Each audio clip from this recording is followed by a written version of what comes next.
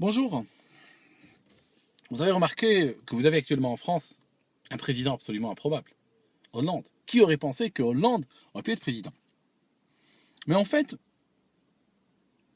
c'est un président dont aujourd'hui le thème principal, la préoccupation principale est la sodomie.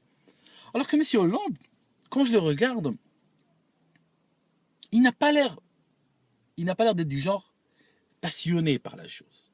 Il vous l'impose par la force, par la police, mais ce n'est pas quelqu'un qui a un discours. Il a un agenda, mais il n'a pas un discours vendeur derrière.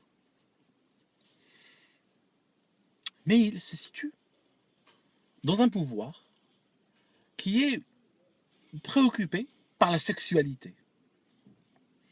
C'est un point clé important de cette histoire, de cette question que j'ai envie de vous poser. Il faut savoir que vos copains, de Bilderberg et d'autres, avaient choisi pour vous un président. Le président qu'ils avaient choisi pour vous était un président de gauche. Était un président porté sur la chose sexuelle. Quelque chose s'est mal passé.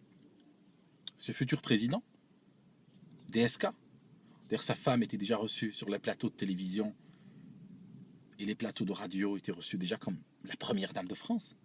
Il faisait aucun doute que DSK allait être le pacha en France. Mais il y a eu cette Nafissatou. Alors cette Nafissatou, bientôt, il va falloir l'enseigner aux enfants dans les écoles parce qu'elle a changé le cours de l'histoire de France. Mais pas de beaucoup, elle a changé juste le visage. C'est-à-dire que Nafissatou, bon, elle organise ce qu'on sait, et presque sans le faire exprès, elle fait tomber DSK. Et donc, elle fait tomber le plan qui était prévu pour vous. Mais heureusement, il y avait une deuxième carte. On a fait tomber un président de gauche, mais en même temps proche de la finance et ultrasexuel, DSK, et on vous le remplace, comme par hasard, par un profil qui se force à être similaire. Hollande, de gauche, ultra proche, ultra ami de la finance. D'ailleurs, il était venu à Londres les rassurer avant les élections pour leur dire qu'entre lui et DSK, il n'y a pas de différence, qu'on est amis-amis. Et aujourd'hui, son règne est marqué par la sexualité. Alors, voilà, je ne peux m'empêcher de constater ces similitudes. Et j'ai l'impression que nous sommes dans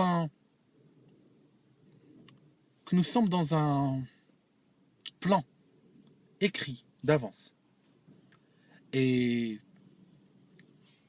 quand une personne ne peut pas faire l'affaire, elle est remplacée au pied de levé par une autre personne.